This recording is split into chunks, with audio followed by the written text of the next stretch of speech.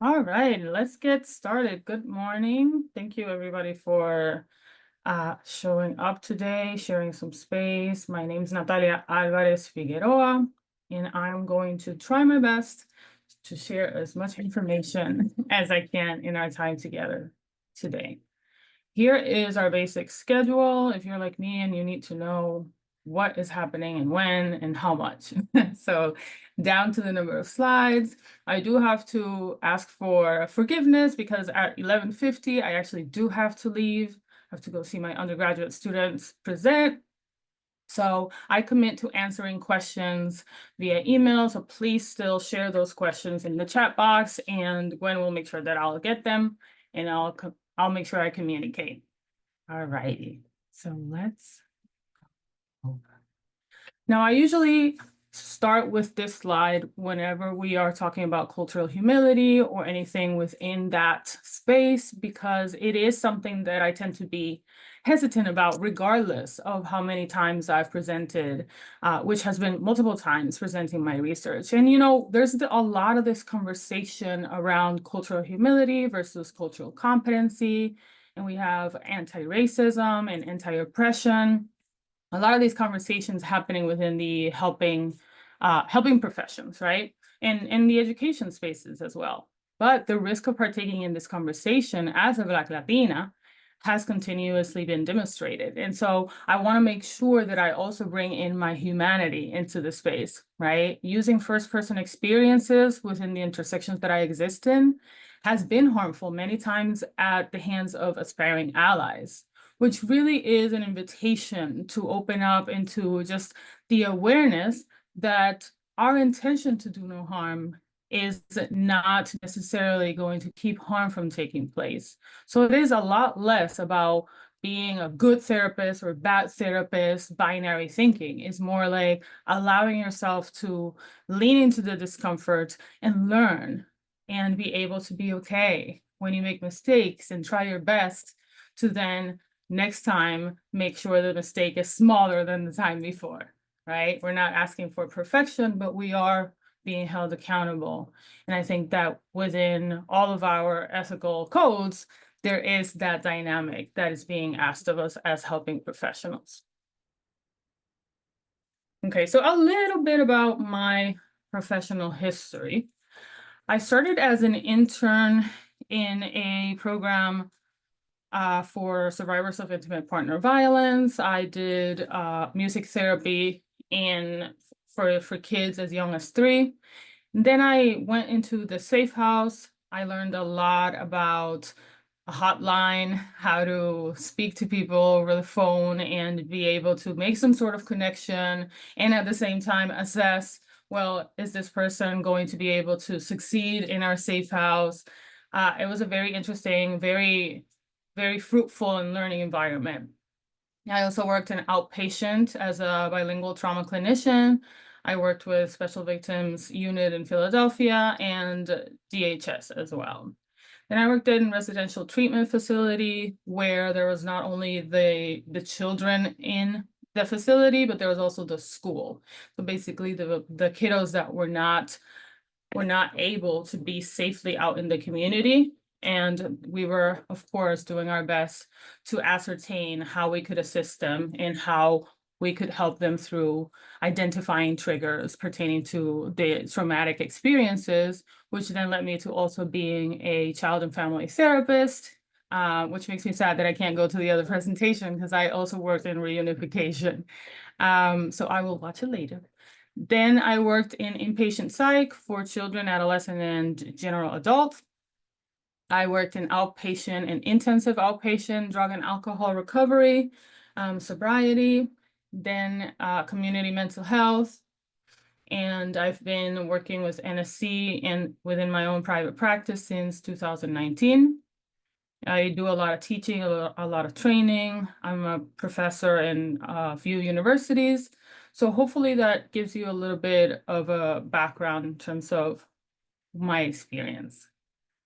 Okay. I also worked really hard on all my transitions because I'm very proud, and also because I have ADHD and I need to stay engaged. So here are some of my intersecting identities. I'm a Black Latina from Puerto Rico, born and raised. I am bilingual. My feelings are in Spanish. The more tired I get, the thicker my accent will be. I am a mother. I am queer, pansexual. I am not living in my homeland since 2009. I'm highly sensitive to sensory stimuli, specifically sound and touch. And this year, I was actually formally diagnosed with ADHD. So surprise, surprise. Then I'm not physically disabled, but I do have chronic pain. I'm left-handed, which of course is not a big deal if you're not left-handed, but it is a big deal. Then we have, I grew up with a single mom when she passed. I also grew up without my biological father in my life. Our matriarch was a Roman Catholic, and I'm educated postmasters and currently in a doctorate program. Now, I shared a whole lot about me just now, right? But here's some of the reasoning behind that. If I were to ask you to do the same, how would that land on you? How would you kind of metabolize that? Or would you have initial moments of, whoa, well, this is not my space, or like, I'm not the one who's receiving the services, so I don't need to be sharing that much. And that's one of the first things I want to challenge, specifically when we're talking about sharing space and promoting the safety component of somebody taking the risk to show up fully as themselves, as it pertains specifically to Latinx and Caribbean communities. So can we practice what we ask the people that we work with to do? Think about your intakes, think about your referrals, think about all the information that is required in order to receive services, right? Do they owe us their story in order to quote unquote be helped? And who gets to define what help is or how it transpires? Right? We are often seen as the experts, the ones who decide what is in the best interest. And although there is validity to that because we do have that responsibility in that role, there's a lot more room for the humility and the self-reflection and the reverence that we can lean into when we are practicing cultural humility. So it is a lot less about having the right answer, and it's more about being receptive and open, right? So staying in that space, I love to say, I can be confident and humble at the same time. I think that's a beautiful dance that we can continue and carry with us throughout our lives. So I tend to say, if you have the opportunity, do a little bit of homework before you know your full assignment. And I'll explain a little bit more what I mean by that, but it's basically taking the time if you have it, right? Because of course, there's going to be situations where it's not possible. But if you have it, and you know that this person that is coming to ask for services is Latinx specifically from this one place, try to get acquainted to some information, right? Some information about the place or the music or a few artists from the place. Just demonstrate that you have the commitment to learning by having shown up, having done some of the work, okay? So that the burden of educating you and telling you everything about my customs and my values and my culture is not automatically fully held by the person coming in asking for the services. Okay, another way to look at this intersecting identities, if you're kind of, I don't know where to start, or like, how am I supposed to figure this out? Well, this is a pretty helpful wheel, right? You're looking in and you can identify where it is that you kind of exist, and then you can use that as information, right? And move through the spaces more intentionally. All right. As I was saying before, we're going to practice just a short moment of accountability. As I mentioned, intention to do no harm does not prevent harm from taking place. I again want to bring in my humanity, and I am present, I am real, and so is the integrity and the congruency of my emotional labor.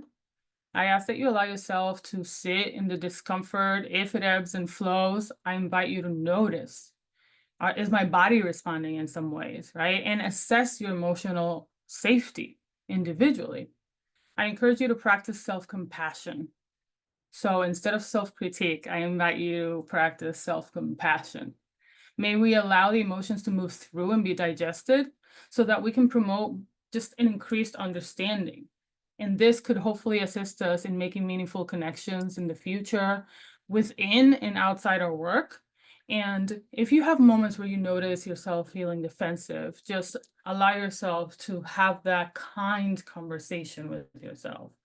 Like, damn, that hurt. Or, ooh, I may be offended, but that's not the same as being unsafe. Or change and growth requires discomfort.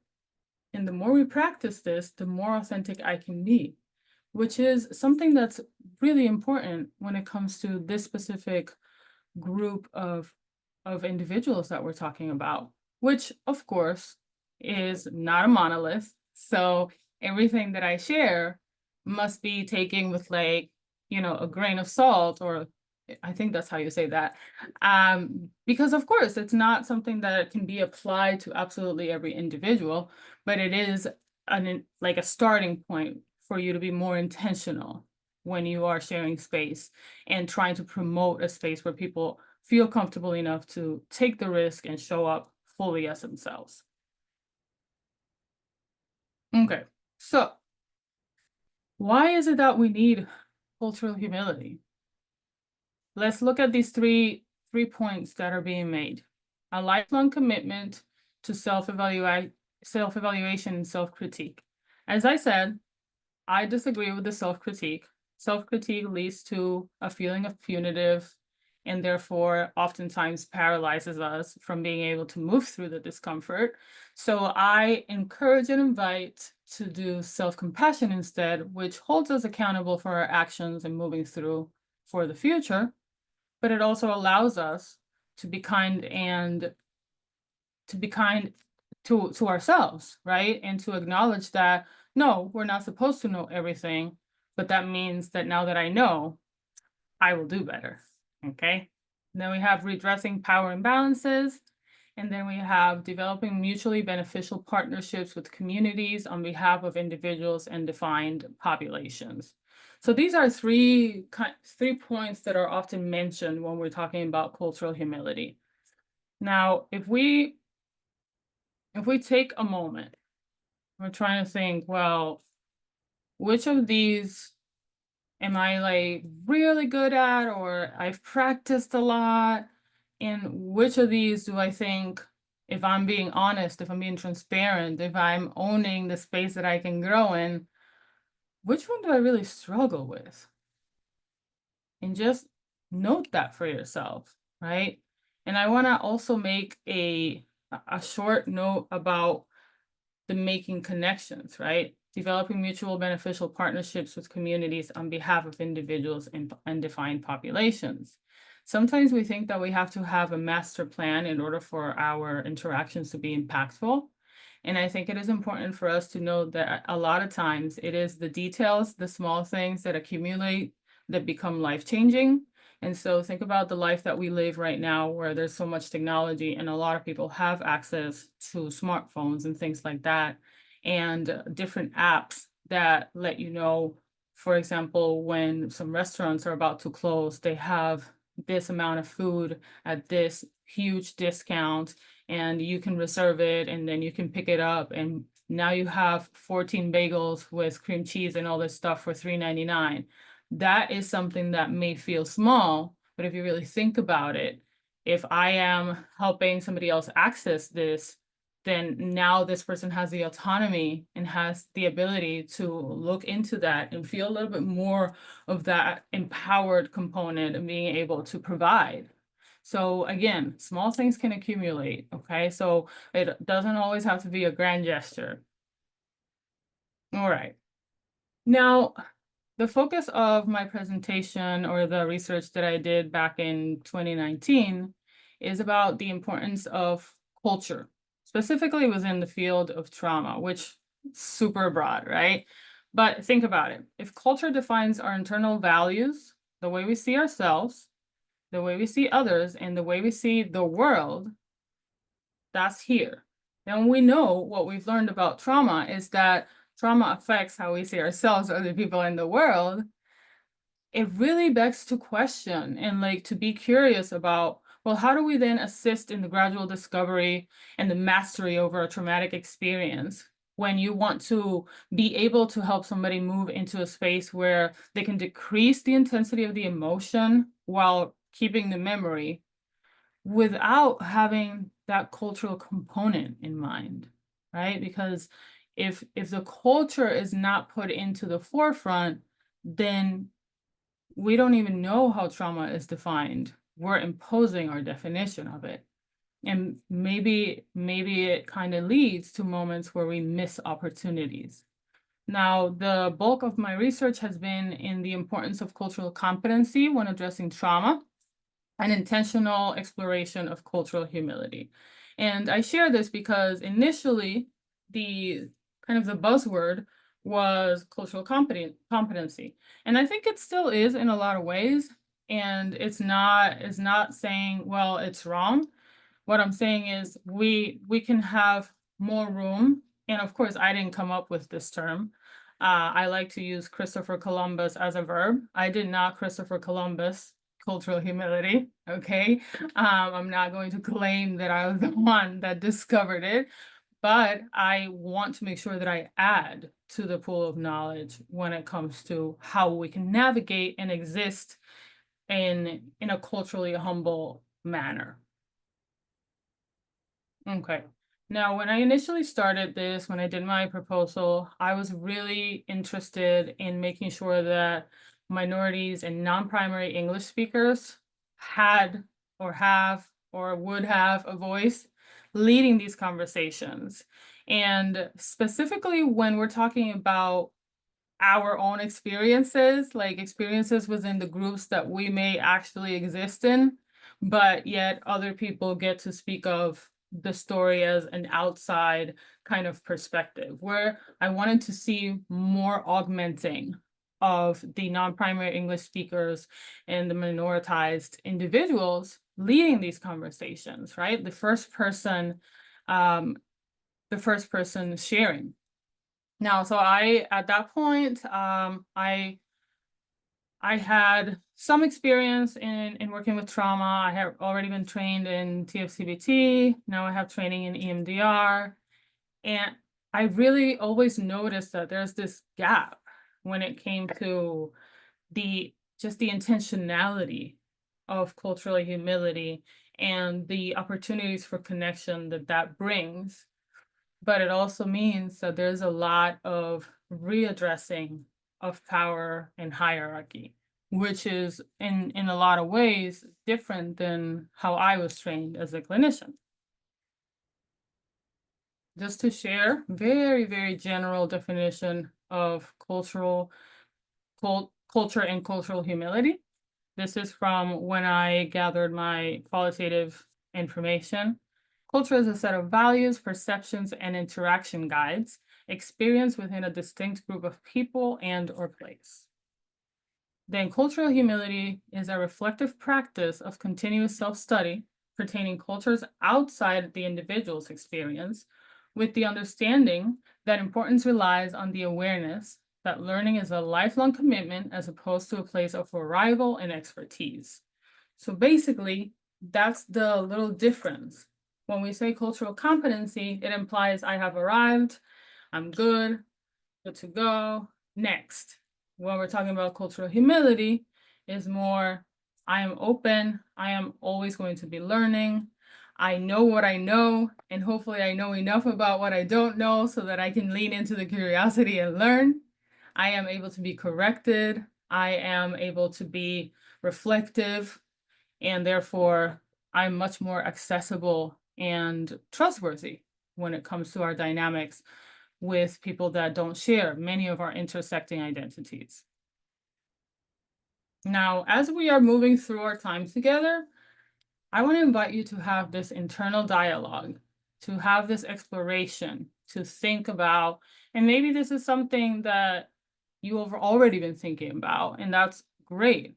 But the need for us to understand our own intersecting identities, right? Our own personal culture and the potential implications that that would include in terms of us being able to understand somebody's culture that does not share intersecting identities, right?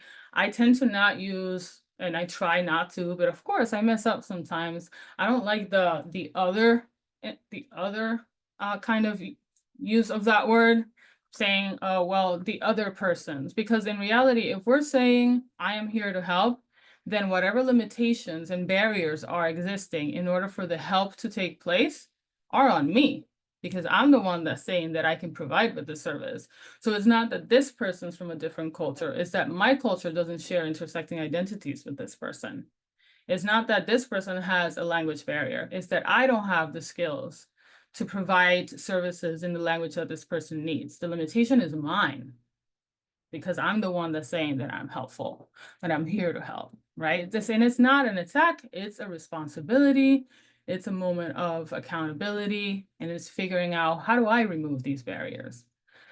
So again, we do this so that we can learn who we are, how we exist in the world, how we navigate the spaces that we are a part of, in order to be able to identify implicit bias and trust and believe we all have it, right? It doesn't make us a bad person. It is rooted in how we've been moving through the world since we came into the world. And it also helps us identify potential moments of countertransference.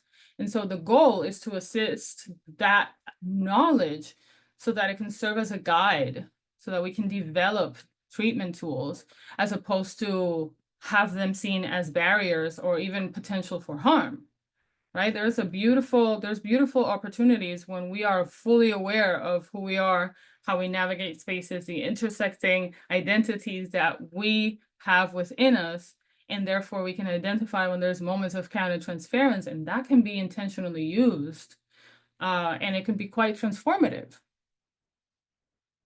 All right, so some of the voices that I intentionally included in my research, right? The people that I interviewed.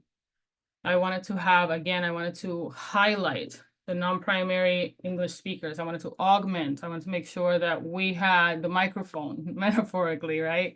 So we have non-binary white aspiring allies, with noting the amount of years of experience, non-binary people of color, noting the years of experience, BIPOC individuals, and 5 to 15 years of experience, Latinx queer individuals, non-primary English-speaking clinicians, and then at the very end, male white aspiring allies with more time and experience, because the hope is that we've had time to make sure that we know who we are and how we navigate the spaces that we're a part of. And then we have female white aspiring allies, and again, 5 to 15 years of experience. Now, I'm sharing just a little bit about the qualitative findings, and I want to note that this side has the aspiring allies, and this is the clinicians of color, okay?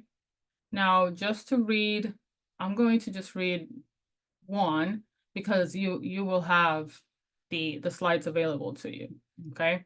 So on this side, aspiring allies, it says lifelong commitment to confronting my own bias, awareness, and understanding of how that may impact my interactions. Continuous self-reflection, self-location, self-awareness, and self-commentary. So this is one of those, like, I would say, like, juicy, real cool aspiring allies sharings. And then clinicians of color have something similar here, saying cultural competency is a continuum. It has no place of completion. So it's already challenging the idea of the competency component. Now, like I said, you can definitely read these on your own time, but I wanted to communicate the reason why I had them side to side, right? Side by side. One of the reasons is because I wanted to be transparent.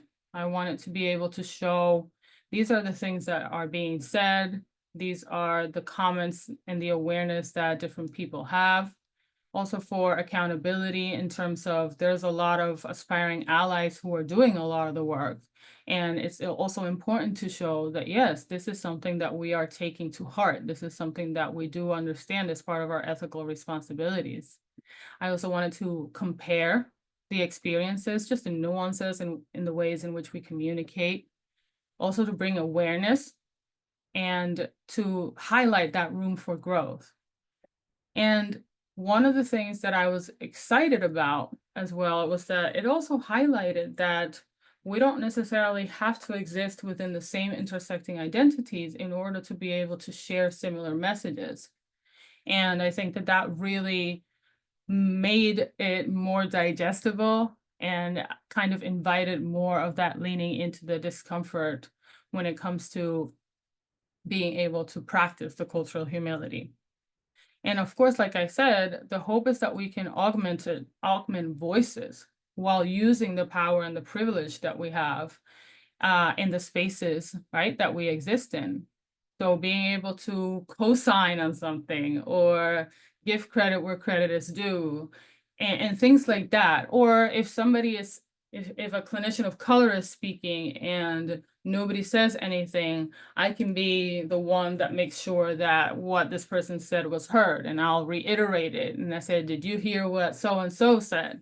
Just small ways in which we can make sure that we show up. Again, grand gestures are one thing, but don't let that keep you from seeing the details and have those accumulate. Now, I felt very called to share this image of the water because I think it is also a way to practice the self-compassion that is required to know that you will mess up, and that hopefully by knowing more and learning more, next time you mess up less.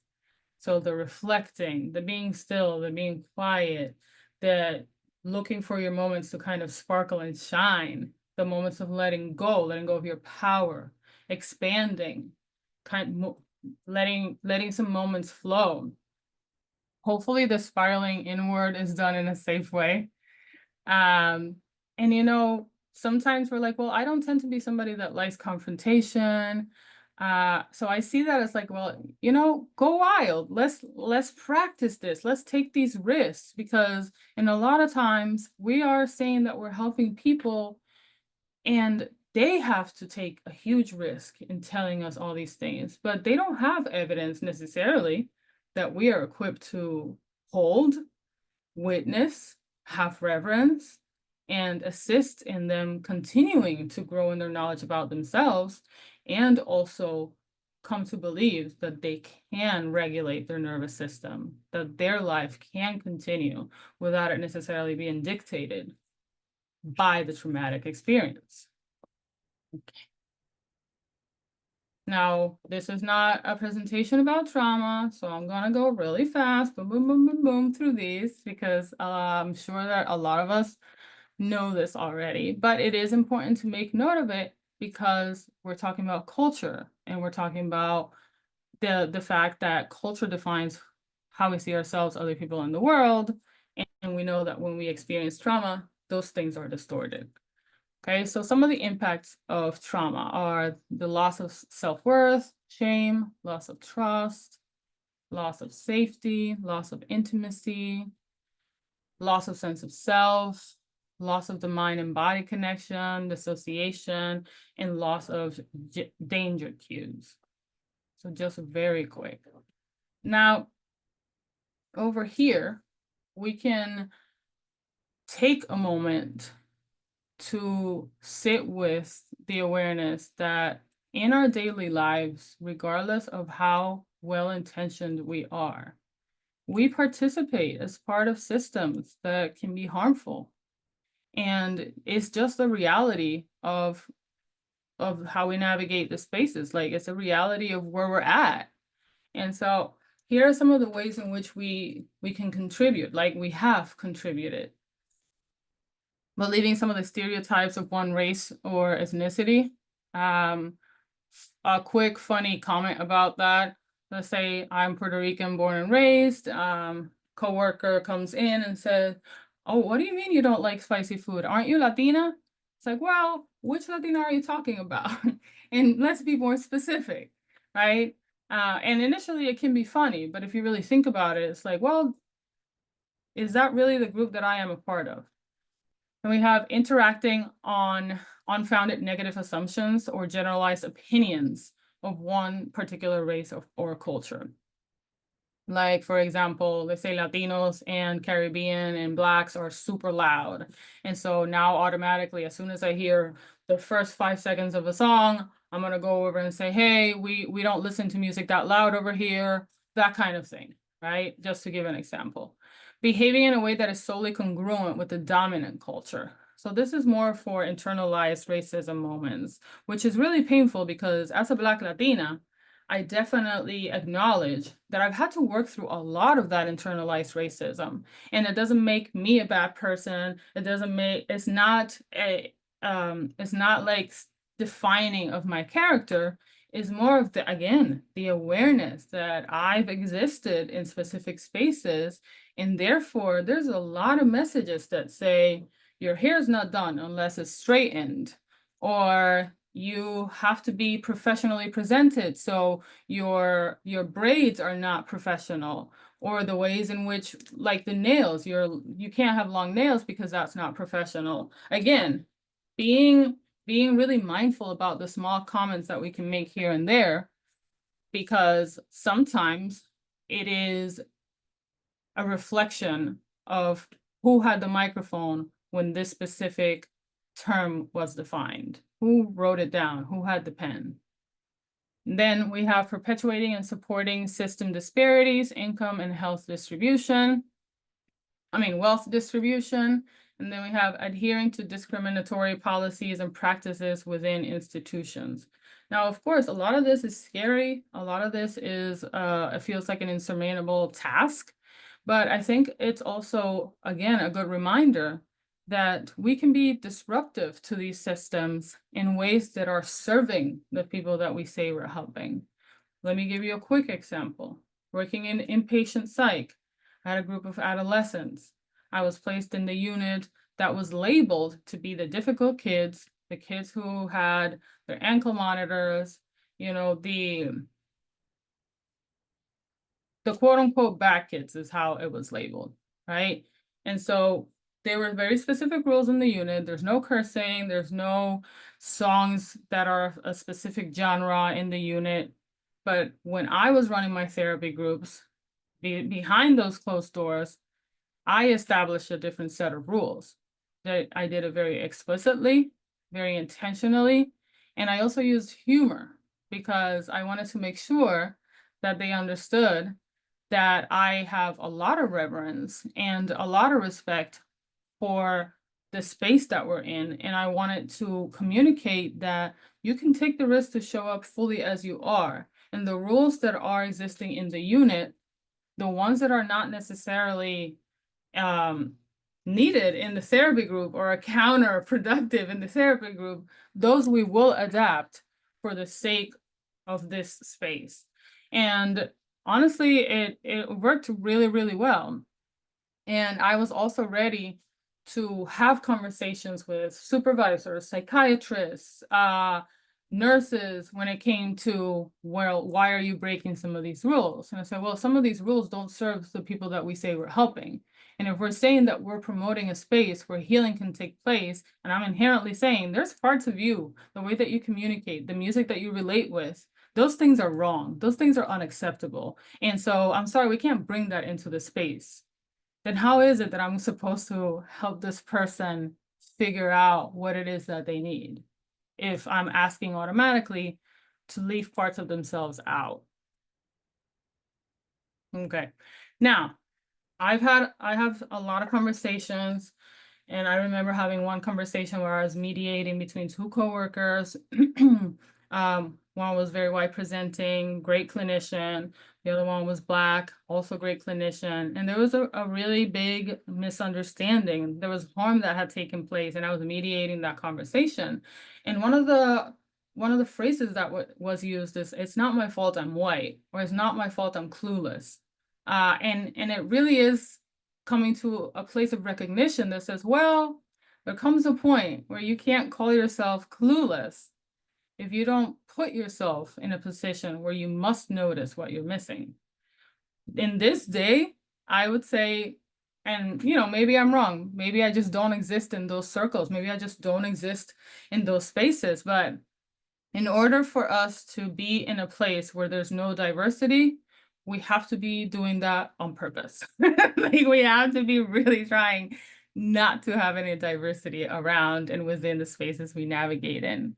So I would say lean into the moments, lean into the opportunities to expand your awareness and your interactions so that you don't find yourself in those situations where you're trying to salvage kind of like how you define your character. Like, no, it's not my fault that, yeah, that's not the point, because we know that intention to do no harm does not keep harm from taking place.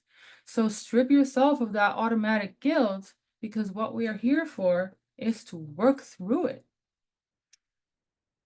Right.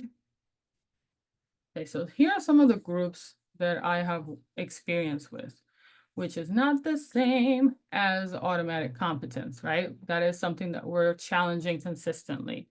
I practice cultural humility. It is part of who I am, both clinically and personally, because I personally believe that I want to be congruent, and therefore I'm pretty consistent when it comes to how I am and who I am wherever I go. So just some of the groups here that I have worked with. Now, I just want to share a bit more about Guyana, because this is one specific group that I know a lot less. And I was like, hey, I can't be the only one. So I did a little bit of homework, as I said. Again, despite the location, this is definitely more Caribbean in nature than it is South American, because it was also colonized British and therefore it has that in common. There's also the awareness that this is the only country in South America whose official language is English. Again, like most of the Caribbean islands, their food is a unique mix of traditional Caribbean, Asian, and Latin American dishes, and they're a founding member of the Caribbean community.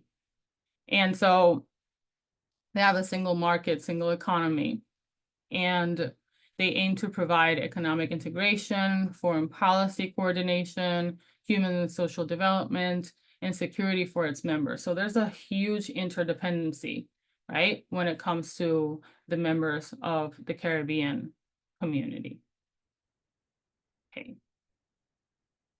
Now, I don't know if you've heard about this. I have the book right here. This book is called Culturally Responsive Teaching and the Brain by Saretta Hammond. And one of the things that she highlights is the worry that a lot of us have, that honestly, I also have. I have a lot less now, but definitely is part of how I lean into those moments of learning. It's like, well, yes, I have a lot of Latinx and Caribbean people that I say I'm helping, right? But there's so many cultures within that. Like, how am I supposed to be culturally competent in all of those? And that's really the moment where cultural humility can really shine and sparkle, because it gives you the opportunity to focus on the kind of the roots of the cultures. And of course, not saying that the cultures are a monolith and once you find them, you can treat everyone, right? But it's more like, hey, let's not focus just on the fruits, just on like the dressing and the foods and the holidays and the famous people and the heroes. That's beautiful. Those are ways of connecting for sure. But let's look at the roots of the culture in terms of the worldviews, some of the core beliefs, and some of the group values. And that can help us have more security in terms of how we navigate the space. And it allows us to build upon that so that we can see the fruits and learn more about the person that is sharing space with us. So here's one of these examples specifically talking about just worldviews, right? On one side, we have individualism, and on the other side, we have collectivism. Okay. Note the source is right there. Now, when we look at individualism, we look at, well, I'm here to focus and be independent and achieve things. I need to be self-reliant. I need to, how do you say, what's that American saying? Pull yourself up by your bootstraps. Yeah, I think that's how it is. Like, just like get to work. Like, it's me, myself, and I. And being like, I need to study, I need to progress, I need to make sure I get my own credit, I need to feel that I have status, and things are more on the analytical, technical kind of space. And keep in mind, I'm not saying individualism is wrong, right? There's no judgment into these. I'm just sharing the things that are existing within each worldview. Then we have collectivism. It focuses on the interdependence and the group success, right? And it emphasizes the reliance of the wisdom that can be existing within the group and the resources that that brings, and the taking care of each other in order to move ahead.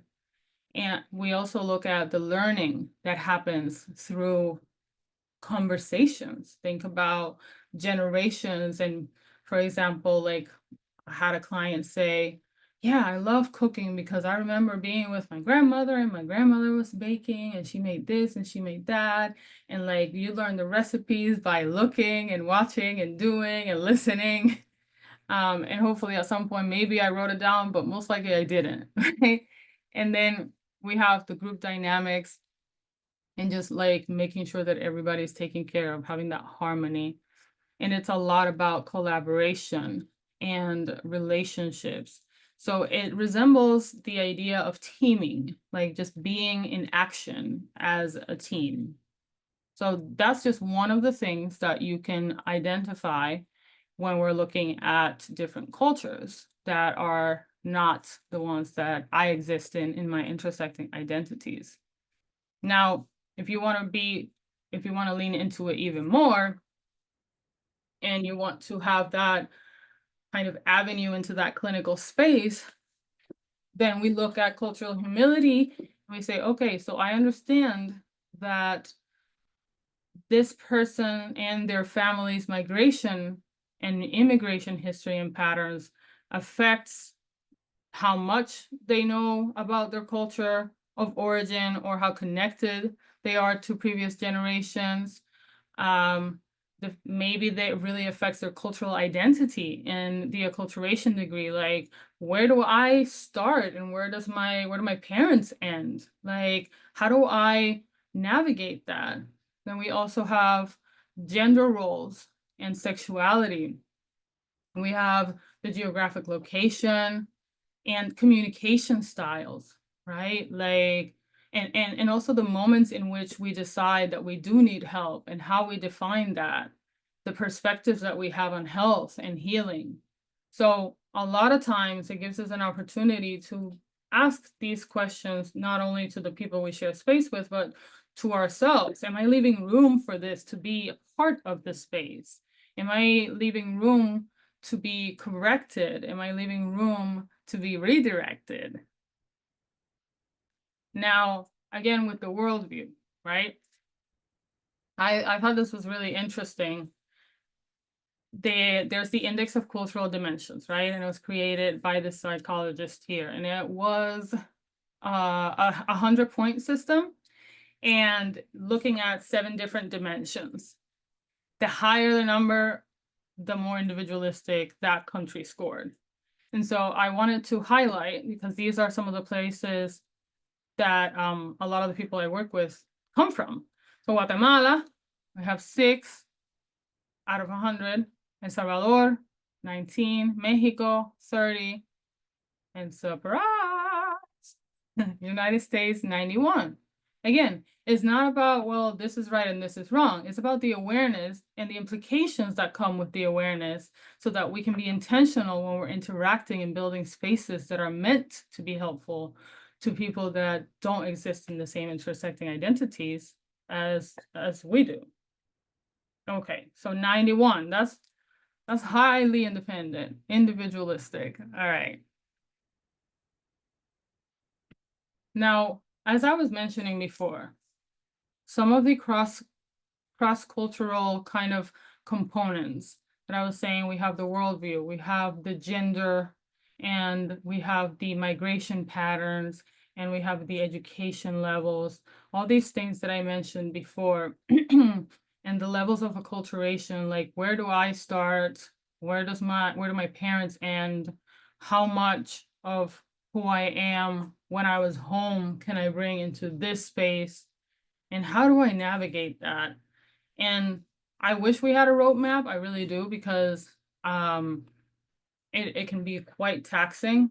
But I wanted to make sure that I noted just a little bit of information about the difference, right? So when we look at acculturation, we're looking at like, well, I have some beliefs, I have a set of behaviors, and the language, and I'm trying to kind of add the language from where I'm at now, and trying to decipher, well, what are the behaviors that I can engage in.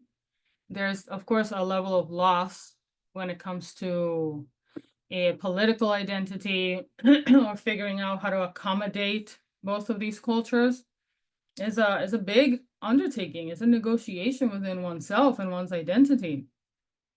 And of course, when the norms collide, it becomes quite stressful. And think about multi-generations, right? Like if I came to the United States and I was born and raised somewhere else, I am going to initially have some responses that are going to look different than my child who was born and raised here with me as the head of household. So again, looking at how we are accommodating both cultures, but the point of the acculturation, like the difference looking at it, is we're being intentional about staying us, right? Like I'm adapting, but I'm not erasing myself. Now, assimilation is more of what, when we say the melting pot, it's like kind of assimilate, disintegrate, melt into the status quo or the dominant culture. So it is looking at, I want to just become part of it. So it's more about fitting in than it is about belonging. And then you feel this need to give up and let go of the culture that you come from, or even the language. I know a lot of Latinos who speak Spanish. In 2016, we're struggling a lot with speaking Spanish in public, myself included. There was a lot of moments that we were being targeted, and a lot of us decided that in order for us and our children to be safe, we needed to reserve the Spanish speaking to our private spaces. And those are some of the moments that are very scary, because we are participating for the sake of protection in our own erasure. And so just putting that out there too. Now, what are the benefits of acceptance? And I would say even further, like, am I being accepted if I'm erasing who I am in the culture that is ingrained, that lives through my veins? Is that acceptance? And then there's this kind of separation from our group. And sometimes people are like, well, you're a sellout. There's a bunch of different insults that are used within our groups, when I think a lot of times it would be more fruitful to be curious and to be compassionate and to wonder, I wonder what happened that you felt the need to erase that part of your identity in order to have a life here. Because with that question comes empathy, comes pain, like I feel the grief. And so it leaves me with a lot of opportunities of making connections. Right. Now, again, I'm not going to read all of these, but because you will have the slides. But some of the examples that I would say, hey, if we don't know how we want to disrupt, if we don't know how we want to ask questions, allow me to give you a couple, okay? So you've made a decision, you are engaging in a treatment plan, you can pause and make sure that you're being intentional. Is my definition or the definition like, is this my definition, or is it the definition of the person I say I'm helping? Again, think about how culture influences our perception of health and healing, right? So, do I dictate that this is the most traumatizing situation you've been through? Or have you been able to say to me, actually, that was the baseline in my life. That is the trauma that I'm most familiar with. The thing that was most traumatizing was actually this component. And a lot of times we can be surprised by it. But the fact that we practice a cultural humility, it leaves us open to being redirected and being corrected. And it leaves us with that reverence and that respect for all these truths to come into the surface. Okay. So, another question that you can ask: am I looking at this context within like a general stereotypical way? Or am I able to hold the things that I've learned about this group, for example, and also the individual as they present in front of me? Right? Like I said, do a little bit of homework and also make sure that you remain open to continuous growth and continuous learning so that the full burden is not on the person you say you're helping in terms of educating you, but you are showing the commitment that you are forever open to learning. Okay. So again, we're not about the binary thinking necessarily when it comes to cultural humility. It's not, I either know about this or I don't.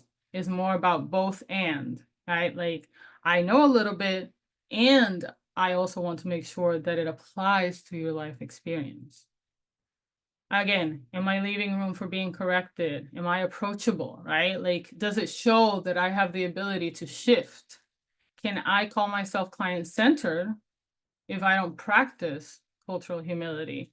And again, this is not an invitation as a call out, is an invitation as a call in. Is more of look at what we can achieve, look at the connections that we can make when we allow our humanity to guide and our reverence for other people's life experiences. And for that, I wanted to share some of like one of my favorite slides about just critical thinking, because oftentimes we're like, I don't know what question to ask. Like, how do I critique these? So here is one of my favorite slides when it comes to that. Here is the source.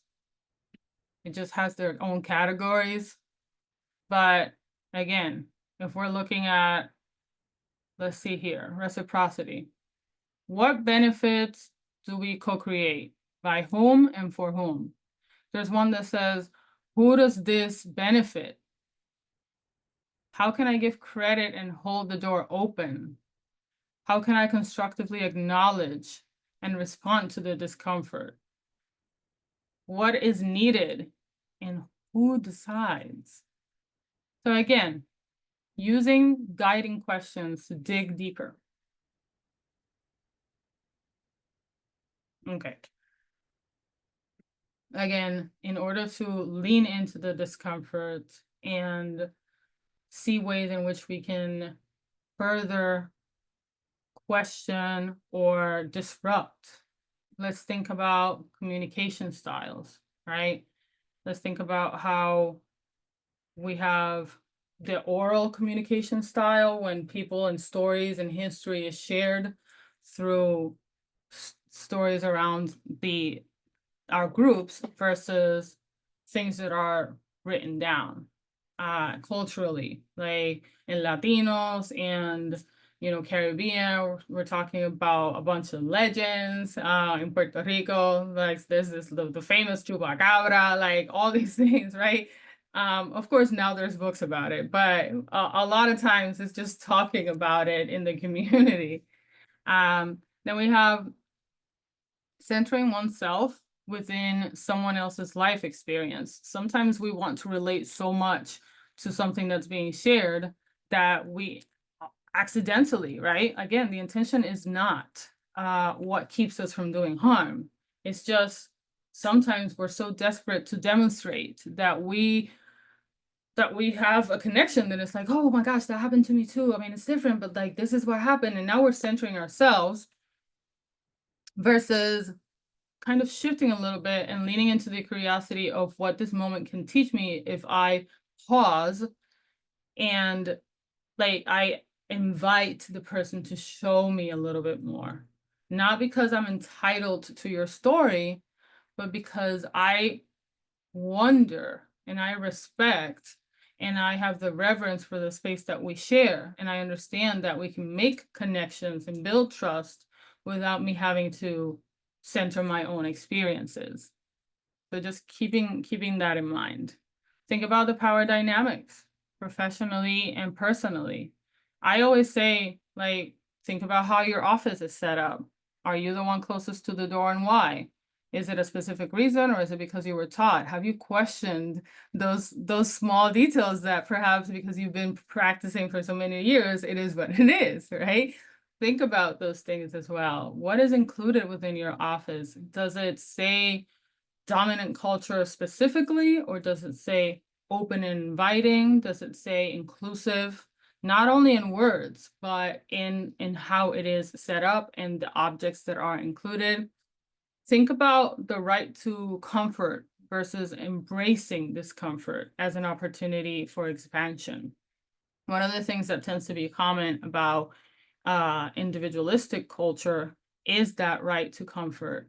And we want to lean into the idea of, well, if we want to grow and expand, then of course we have to be uncomfortable. That it comes with that.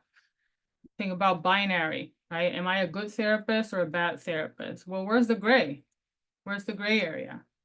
Let's make sure we lean into the gray area. I live in that gray area, right? Like, I want to grow, I want to be accountable, and I also want to look back 10 years on my Facebook post and be like, wow, Natalia, you said what?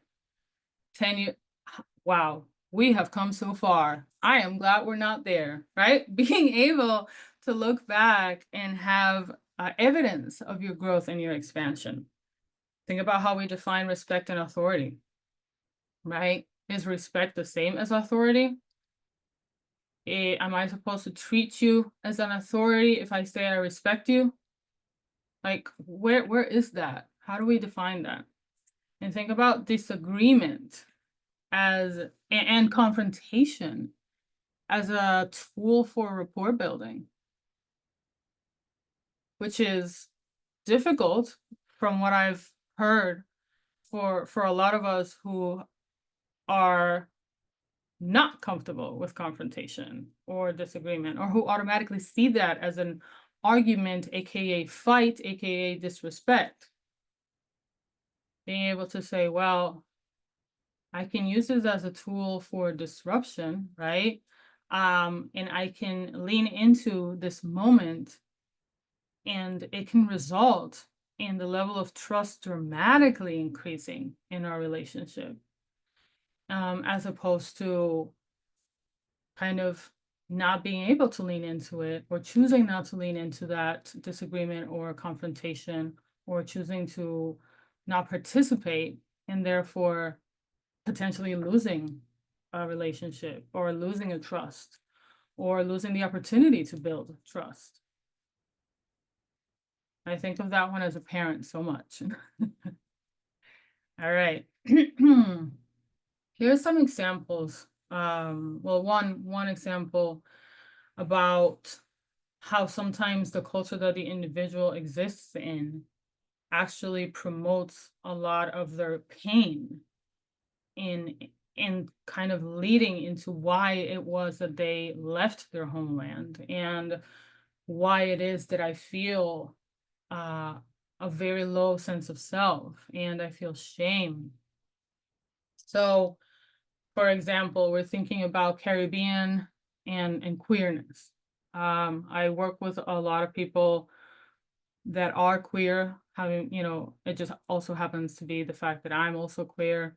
But in those moments, there's the religion and the family values that promote explicitly and quite painfully the shame for this person who just knows that they are quote unquote different.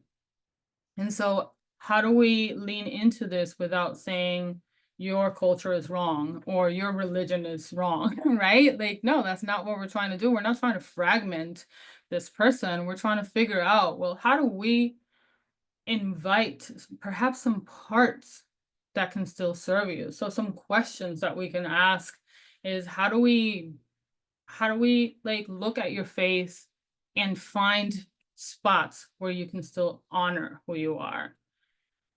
Look at the way in which the religion is defined and see if you can expand that definition.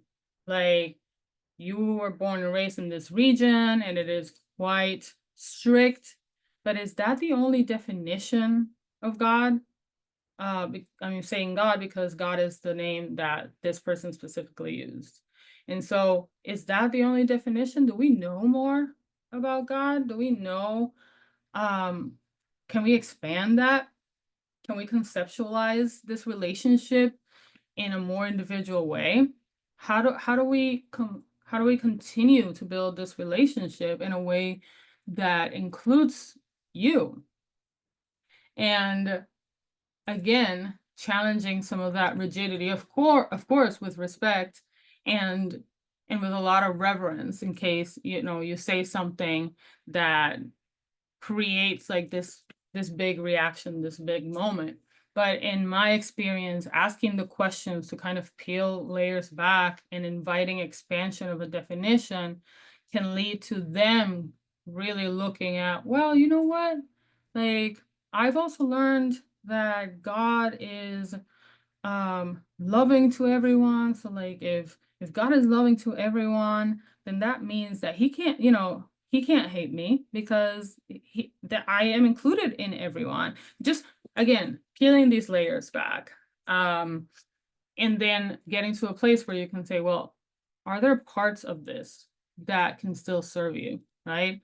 Can we now redefine your relationship and how you conceptualize it so that you don't have to let go of a religion that is so part of who you are because you want to keep it, right?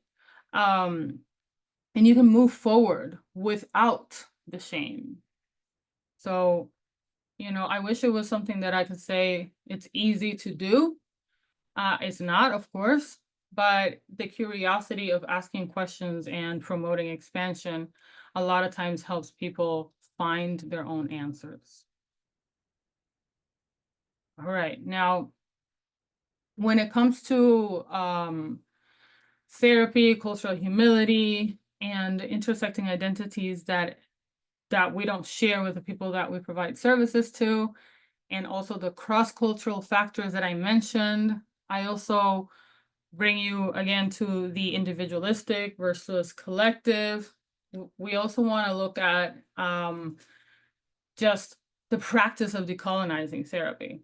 And again, I obviously am super biased as a Black Latina who has a bunch of other marginalized identities. Um, and I own it. I am super biased. I love the idea of decolonizing therapy because it feels very inclusive and it honors a lot of the experiences that oftentimes we are asked to not give as much attention to, or that are deemed taboo, or that are deemed not necessarily a part of our clinical spaces and therapeutic practices. And here's an invitation to, again, expand that definition. We're thinking about, again, immigration. Did this person come here because they wanted to, or was that a forced migration? Right? Like, think about, I, for example, have people that are here because if they stayed where they were going to die. They were going to be killed. That's not necessarily a full, beautiful, autonomous choice. It was my only decision right now is that I need to stay alive.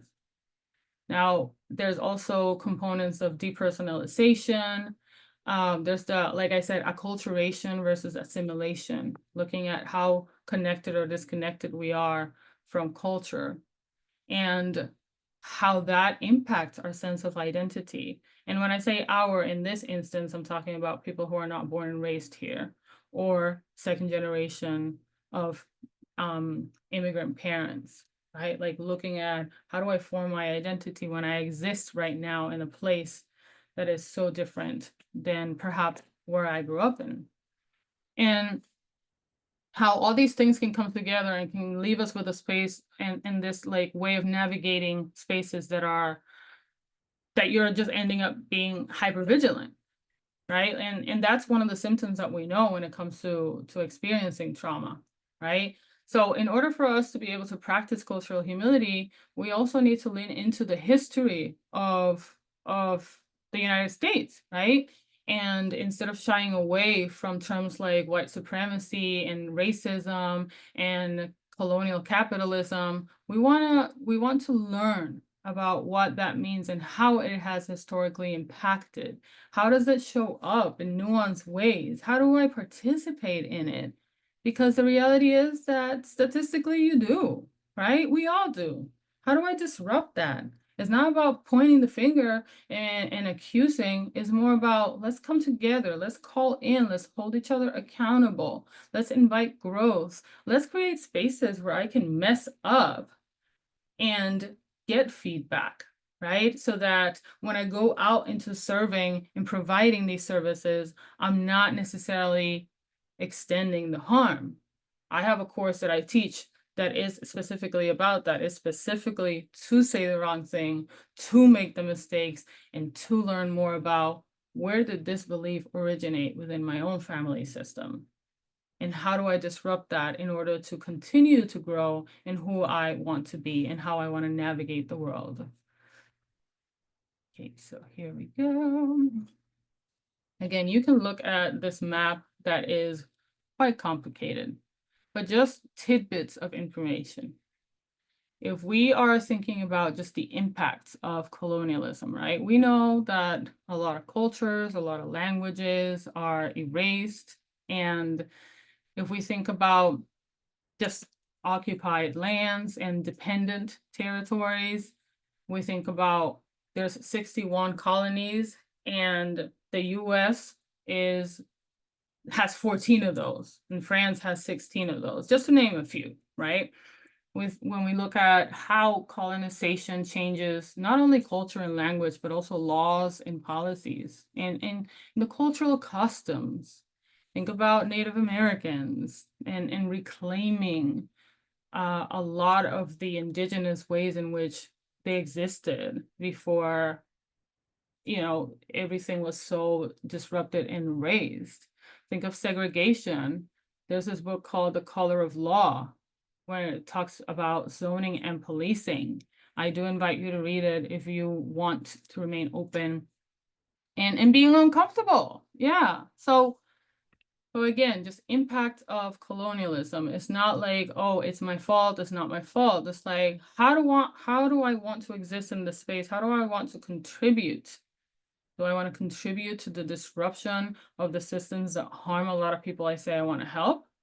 Or do I want to disrupt in ways that demonstrate that I can be uncomfortable and that I understand that we are here to, as I say, make the world a little less sucky.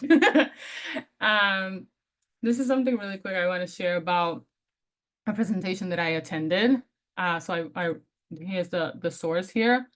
But think about our training as clinicians, right? How were we trained? If you were trained here in the United States, how are we trained in terms of mental health? And have we been looking and reading at articles that demonstrate, or have we been listening to communities that say, hey, a lot of times the outcomes for BIPOC clients is not as great as it is for perhaps the dominant culture. And think about assessments. Think about how we word things or how we label things and how oftentimes that leads to diagnosis at higher rates for Black people, for Caribbean people, for people who don't necessarily exist within that the full dominant culture. and also just the way in which we practice and we learn about mental health as clinicians, it is rooted a lot in that individualism oftentimes. And we want to make sure that we bring more of the awareness and we expand that and we challenge that and we question it and we critical thinking inquiry it and say, who does this benefit? Right? Does it benefit the people that I say I'm helping? And think about how faith, religion, somatic sensations, how people identify, label health when they decide that they need the help versus when we wish they would have asked for it, thinking about that as well, and how we define just the feeling of distress. Now, I'm going to give you just an example about how this can affect 4 generations. Okay, so let's say we have someone has been found to have a relationship with like scarcity mindset or mistrust of authority because of the life experiences, right? And mistrust of the healthcare system because, think about the history of birth control and who it was tested on before it was shared with the market. And then we have thinking about a family system where children do not witness emotionality from their adult parents because, they want to protect their kids and they want their kids to have a better life. They don't deserve to know all the difficulties that I've been through. So I'm going to be stoic. And now, because I wanted to protect my children, I don't show emotion. And so now my kid is going to be putting things together and being like, well, whatever I don't have answers for, I will magically think them and I will answer them for myself. And so what we don't know, we make meaning of as children. And sometimes it can lead to shame. It can lead to a negative self-concept. It can lead to just like, oh, I must be weak if I feel like crying, right? Or I can think negatively about like, well, our family must have some really bad things about it if we never talk about who we are and where we came from. And so it can also lead to helplessness, distress, low self-esteem, and it can really affect how we make connections. And so as we expand the definitions of mental health and how we provide services to our different groups, to Latinos from a bunch of different cultures, to Caribbeans, we also want to make sure that we leave room for the person to feel like they can take the risk to show up fully as themselves. Now, I think for this one, just for the sake of time, I'm going to move through it because I think I've explained a lot of that when it comes to acculturation and assimilation. But if you end up having a question about that, definitely reach out to me, given that you'll have the slides.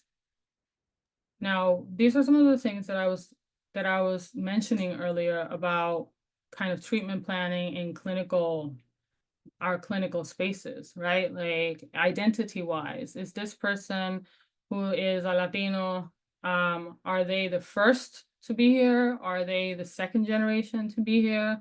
Where is it that they are? And how has that affected their sense of identity, right? Where are my personal needs versus the collective identity in terms of individualism versus collectivism?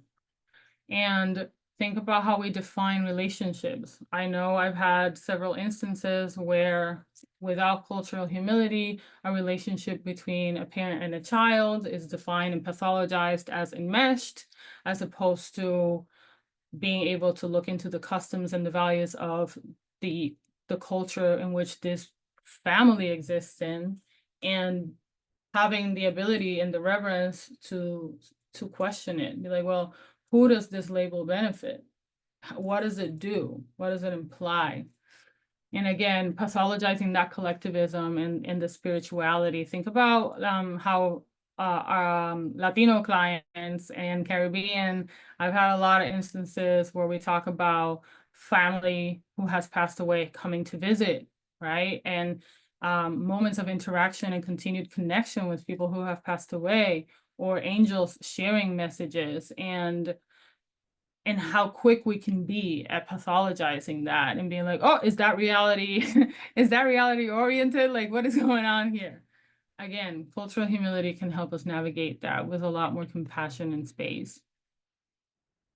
Now, when it comes to the individualism, there's also the idea of scarcity mindset, right? Because in individualism, it's I need to make sure that I'm gonna be okay.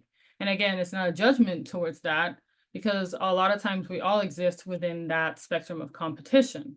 But what I want to draw your attention to is this this highlighted part down here when it comes to barriers, right? Think about who has less barriers to education, to accessing degrees, who has more access and power to conduct or publish research. Think about like all the information that we have available to us, but whose voices are being augmented and whose stories are being talked about, right? Have we been able, or can we continue, or intentionally start letting go of power and passing the microphone, so that it's less about talking about somebody's story and more about hearing people's experiences and learning from their own voice, how they want things or how they know things to be defined within the intersecting identities that they exist in. And again, thinking about, well, what makes a therapy modality gold standard and who determines that? Right? Like the idea of critical thinking is questioning the status quo, right? It's not about just wrong or right. It's about who does it benefit, who does it silence, who has it served, in what way, can it shift? Again, invitation to expand. All right. Now I want to have a short example of self-compassion, and something I use with a lot of my clients. It is just 5 different steps of self-compassion holds. It has moments where you can connect with yourself. It requires you to stay present in the moment. It includes several senses, has a little bit of coordination, and it promotes the activation of the vagal nerve. So I'm going to put it alongside a song that a lot of us may call cliche, but is quite relevant in many ways. And I invite you to engage in this practice with me as we are closing our time together today. We are going to start with the holding number 1. We're going to move our way through holding number 5. Imagine there's no heaven. It's if you try. And as you're moving through, No hell below notice what your body needs us. Above us, only sky. and the pressures that it can benefit from. Imagine all the people living for today. Imagine there's no country. Notice where your tension is. Allow yourself to It isn't nurture hard to do. your body. Nothing to kill or die for. And no religion too. Notice how your heart's beating. Imagine all the people How's your chest feeling? living a life in peace. You may say I'm a dreamer, Say that the stomach is the second but brain. I'm not the only one. I hope someday you'll join us, And we can and the world will be as one. find a resting position in number 5, which to me really resembles the idea of laying down. Just a couple of seconds there. Again, It's not about the grand gestures, but more about small things that can accumulate.